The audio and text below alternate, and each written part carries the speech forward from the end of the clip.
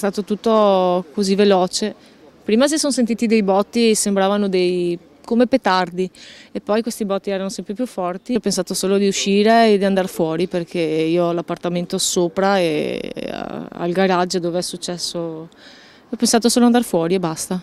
Con i bambini andare fuori, basta. Hanno temuto il peggio molti dei condomini residenti al Civico 46 di via Matteia a Marconna, quando venerdì sera, poco dopo la mezzanotte, è scoppiato un incendio. A prendere fuoco un'auto parcheggiata in garage. In pochissimo tempo, dalle grate che ora sono circoscritte del garage, ha iniziato a uscire un fortissimo odore di fumo, una nube nera, e si sono iniziate a vedere le fiamme. È stato uno dei condomini, appena rientrato a casa, a capire cosa stava accadendo, notando le fiamme dalla finestra del suo appartamento. Ero in bagno prima di andare a letto e mi sono accorto del fumo e ho aperto la finestra, ho visto le fiamme e come si dice, e poi ho avvertito tutti i condomini e tutti sono corsi giù.